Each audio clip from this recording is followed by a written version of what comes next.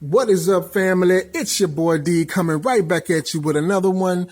Right now, we're back in the trunk. And as you guys can see, the STW 350 is installed. It's in a sealed box. This is temporarily. This is just a test box right now. It's sealed. I don't think I'm going to keep it like this. I don't like the sealed for this because this thing is so power hungry.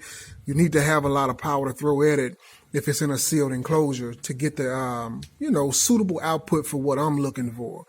This thing is approximately it was 3.5 or 3.6 cubic feet without adding, bracing and displacement by this massive motor on the back of this thing. So with displacement, I'm going to give it about 3.2, maybe a 3.3 cubic feet. So this is really bigger than what's recommended by the manufacturer. The manufacturer actually recommend 2 cubic feet for a sealed enclosure. But I thought, hey, what could it hurt? If anything, it'll bring the tuning lower. But of course, that can affect your flat response that the manufacturer actually had in mind when creating this. But anyway, this video is not really about this driver right here, though I am going to go port it with this. I see I have about 6, maybe 8 inches above here to work with, and I do want to utilize that for port. The port is not going to be 6 or 8 inches tall, but I do have enough to put over here for port. So I'm going to be doing that. Got enough room on this side also to slide it over. And of course, the overall objective is to be able to get the larger folding seat area right here. This is about a 60-40% fold here, or split in the seats. So I want to utilize the biggest portion there for like trunk space, right? And then use this over here on this end for my enclosure. But like I said, this is not really an overview of the speaker or the enclosure that I got it in. What I want to talk with you guys about today is this. That's the audio pipe, 2000 watt amplifier from Audio Pipe. Okay, you guys have heard me complain about this amplifier before, and yes, I'm still complaining about this amplifier right now. And to Audio Pipe's defense, I have to say this, to their defense, it's not their fault. I don't guess that this thing is, well, it is their fault. They designed and built it, but I'm guessing that the way that it's operating is to be expected. My issues that I'm having is overheating from this unit, and I don't like it. I simply do not like it, to be honest with you. This is a cheap amp, and I'm not even upset about the fact that it is cheap. What I'm upset about is the fact that it gets so damn hot. I've had cheap amps all my life. To be honest with you, I never spent over $300 on an amplifier. This amplifier here was only $200. And it promises a lot of power, but of course the drawback for that is inefficiency. Okay, when I say inefficiency, does that mean that it does not put out the power? No, that does not mean that it does not put out the power. When I say inefficiency, I'm coming from a technical point of view. Inefficiency meaning that it consumes a lot of energy, and it does put out a lot of energy. But when you look at the heat that this thing dissipates, or that this thing's put out, that lets you know that it's not actually using all the power that it is consuming and producing that energy, all of that energy, into acoustic sound or acoustic output. That's not what I'm getting from this amp. I'm getting a whole lot of heat. Like right now, the thing is tuned, or is wired down right now, and this is wired at 4 ohms, I should say. And I have the gain setting at what it's supposed to be for a 4 ohm load. At a 4 ohm load, it promises 770 watts. I have it tuned to approximately 800 watts. If I can get to that piece. And that's the 1500 right here. And this will be the 2000. As you guys can see right there, at 4 ohms, it promises 770 watts.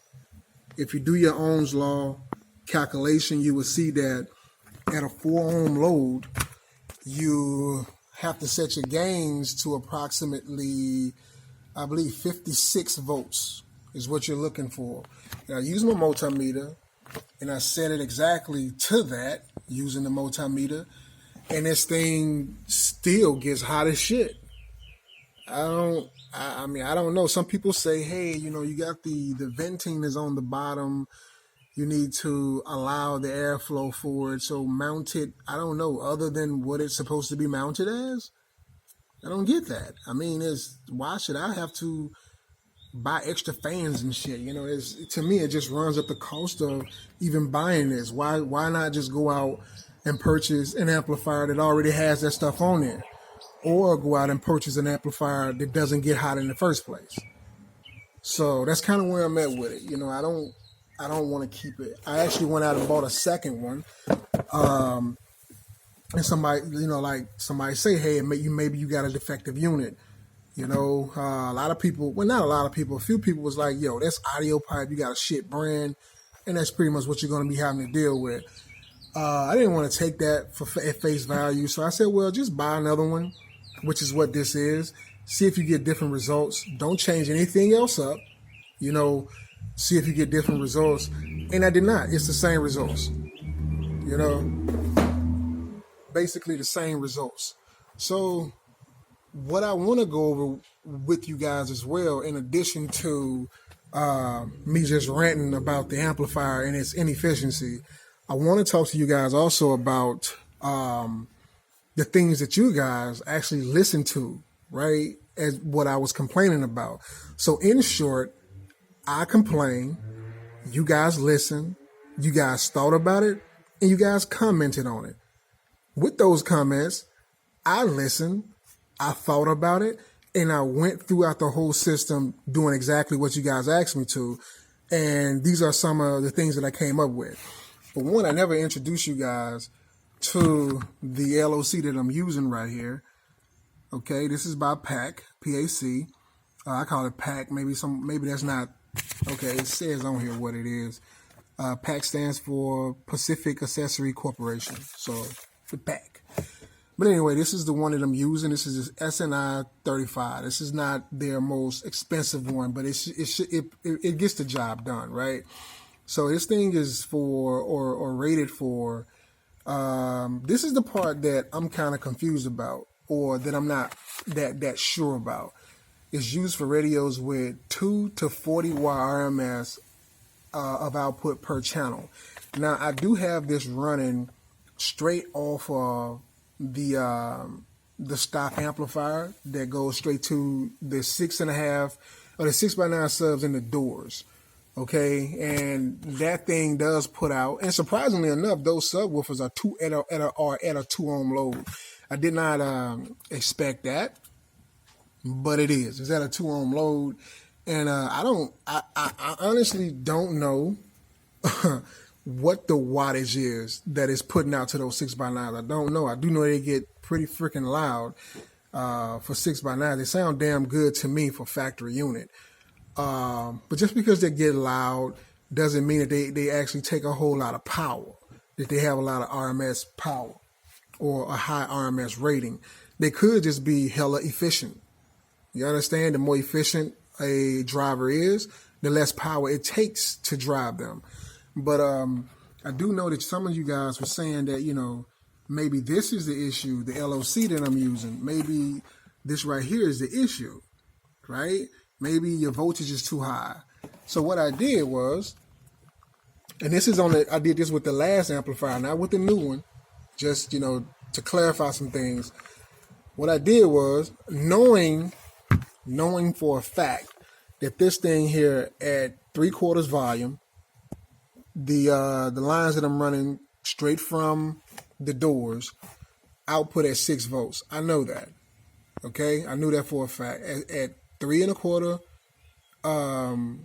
at 75% volume, right before distortion. And to be honest with you, I don't even think the head unit distorts. I don't have an oscilloscope to test that, but just going by ear, I don't even think it distorts to max volume. I think Chevy picked a pretty good one, but that's just me talking right now. I do know it outputs 6 volts, right? And once I adjusted this thing, it was only outputting. I'm not going to do it right here, right now, because I've already done it, right? I don't feel like turning the car back on, cranking it up, and getting everything jumping out crazy. I don't feel like doing that. I'm just please, guys, take my word for it. It's only putting out like 2.1 volts. That's all the amplifier is seeing, at like 2.1 volts. Okay, it may be 1.2 volts, but I think it's 2.1 volts. Is what it's saying. So no, it's not seeing anything crazy like the whole 6 volts or 5 volts. It's not seeing anything like that. So I canceled this thing out as being part of the heating problem. It can't be part of the heating problem if it's only putting out 2 volts to the amplifier. So I canceled that out. But what I did do is I even went and changed the RCAs here. And what I did, I went for my home application, my home theater application, right? I went and picked up a few of these guys right here. Okay? The reason why I did this is because I didn't want to go out and spend no crazy money on some of the more expensive RCA cables. And you guys already know some of this stuff, this audio stuff can get very, very, very expensive. So what I did, I went out and I got these guys, which you can kind of customize, meaning that I don't have to, worry about spending 20, 30, 40, 50 bucks on RCAs and not knowing even the gauge of wire on the inside. I don't care about shielding and all that stuff because my setup, these wires are going to be pretty much by themselves anyway. They're not going to be running across anything else and interfere with them. So I'm not even worried about interference when I'm running these guys right here. I know some of you are probably going to say you should worry about it, and maybe I should, but I know for a fact that they don't pick up any interference from anything else. I was running them in my home application just fine, and I said, in all fairness, I'm just going to change, temporarily just change this stuff out and use these guys instead of using the ones I bought from Walmart. I went out and just got the little red and yellow ones. If those ones right there. Please excuse that mess down there. I'm still in the middle of all this. And that's what kind of irritates me as well. I'm still in the middle of it. This whole damn trunk has been like this for like a month. In a test phase. You understand what I'm saying? In a test phase. I haven't even gotten a chance to build an amp rack. Because of the heating issues and things of that. It just irritates the shit out of me. I don't like seeing my trunk like this. I want my trunk looking neatly. I already got the boards and everything cut out to put up here for an amp rack. But I'm like, well, here, what amp am I going to use? Because this thing is blazing. It's a burner. It's what I call a burner. No, not a disposable phone, but a burner in a sense that it just gets fucking toasty, man. But anyway, I changed these RCAs out. To me, that's better quality. You got like I think these are 16 gauge, maybe 14. I think they're 14 gauge. 14 gauge wire right here. So it shouldn't be an issue, right? So I eliminate this out altogether. It's getting proper voltage. You got proper leads. So that can be eliminated. Another thing to be eliminated was wiring, right? These are 4 gauge wires. So a lot of you guys actually gave a lot of advice of doing like 0 gauge wire, maybe a 2 gauge wire. And I did contemplate on doing that. I contemplated on doing a thicker gauge of wire, right? But then I thought about that. I said, well, the reason why I went with 4 gauge in the first place is because I was going to have a rear battery setup. And the damn amp is right here. It's not like it's feeding from the front of the car. The amp is right here. Yeah, I do understand that all this is connected. This is connected to the front of the car. I do understand that. And I do understand that this could cause a bottleneck, not properly having a proper gauge of wire. But with an AGM sitting right here, this thing still shouldn't be getting that damn toasty. To me, it should have all the power that it needs. This thing right here. Okay, let me stop just overall complaining. And let me get to some specifics, okay? I tested the continuity of all these wires and everything checks out. The continuity or the resistance of, I'm sorry guys, let me get this thing up. the resistance of the leads themselves that I tested with was 0.02. Okay, so when you're running a test, you're trying to see the resistance or how much resistance is in your wires from grounding points or whatever the case may be, or wires themselves. You have to take into account what naturally these leads right here, what resistance do they have naturally, right? So you put them together and it gave me 0.02. So you subtract that from whatever you get, whatever reading you get here. When I tell y'all the ground wire here, 0.01. Okay? You put the negative lead here, and then you test the grounding point that it was connected to, 0.01. Okay? This wire itself, 0.02. Same thing across all these wires. Even this grounding point. These two grounds have different grounding points. They're less than 1 foot apart from each other. The exact same reading, 0.02. Do you understand what I'm saying? So the wires, I don't see that being a bottleneck. I don't see it being an issue with this thing being able to deliver power. And I know some of you guys are going to say, you know, the reason to go for zero gauge isn't the resistance of the wire itself. It has more so to do with power delivery under a load. And I understand that if I was pushing this thing to its max, this thing is rated at 2,000 watts. 2,000. On my previous setup, I had my gain setting to less than 1,500 watts. To be honest with you, it was set to 1,300, but I wasn't even pushing it at its maximum like that. So on average, this thing was seeing from 700 to 1,000 watts is what I was operating the Scar Audio at. And it was blazing hot. You understand what I'm saying? So, and that was at a 2 ohm load. This thing is rated at 1 ohm. And that was at a 2 ohm load. So now it's at a 4 ohm load. That's even more resistance, right? Even more resistance, less power that it has to output 770 watts. And it's still getting toasty. Wires check out. 4 gauge wire is at this short of a distance is more than suitable. More than suitable for 1,000 watts. More than suitable at this short length. More than suitable with a battery sitting right here. Right? For 800 watts. More than suitable. This thing should not be getting that damn toasty. I don't like it. That's my rant on it. I really don't mean to shit on audio pipe. I do think that this is just the way that the amp is designed. And if I do decide to keep it, which in this case is unlikely, I will have to design an amp rack for it with fans. Never had to do that with some of the cheaper ones I've had back in the day. I've had dual amplifiers that didn't get this hot. And I pushed them. I had Lanzar, power acoustic. I've had little Pioneer amplifiers. I had some Pyramid. I've had some cheap ass amplifiers. I had one I couldn't even pronounce the name of it. It wasn't that cheap, but it was given to me, and I didn't pay that much for it. I'm not gonna say it was. Basically, it was given to me because I paid less than $50 for it. No, I paid $100 for it. It came with a woofer. It was called Volvenhag or something like that. I think it was a German, maybe Russian amplifier. But anyway, it didn't get this hot. I mean, I don't know. And I'm gonna be honest with you.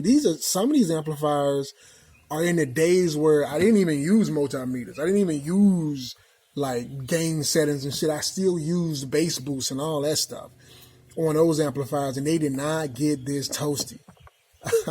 I don't understand, man. So if I need to go out and buy 0 gauge wire to run an amplifier that costs less than the wire itself, I'd rather not do that. I'm going to tell you what I'd rather do. I'm going to tell you exactly what I would rather do. What I'd rather do, people, is put my little guy right back in here what I'd rather do is put my little guy right back in here and run this until I can find a suitable replacement. You know, maybe I do need to go out and spend some real money on an amplifier that is more efficient than that. To be honest with you, this little guy here just started getting a little toasty on me in his old days. I mean, in his later years, I had this thing like 5 years. It's just now starting to get toasty on me. And I've had other amps while having this. You know, I've tested other amps out. I've bought other amps, sold amps. But I always like this little guy because of how small he is. He's very small, heavy, and, you know, he outputs pretty good. I like it. But this thing right here, I don't like it. I'm going to be honest with you again. I've only had 8 gauge wire on this. 8 gauge. I don't even think it'll fit 4 gauge. I know for a fact it won't because I had to shave the 4 gauge wires down when I first ran these wires in the car. I still had this guy hooked up. Remember, he was getting hot. I was like, well, maybe I need to upgrade stuff. And I did this, and he was still a little toasty, but he old, you know. This thing here, I think I'm going to get rid of it. So if you guys got any suggestions on an amplifier, regardless of cost, you know, no, I better not say that.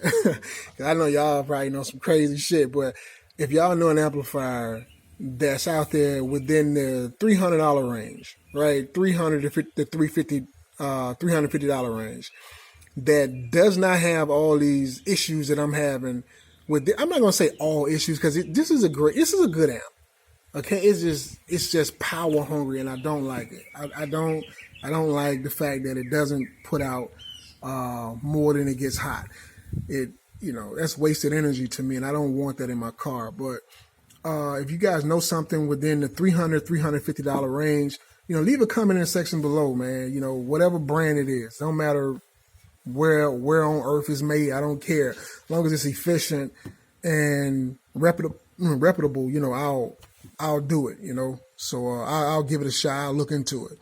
So, but that's it for right now. That's my rant for now. And please, guys, don't tease me about how junky my car is right now.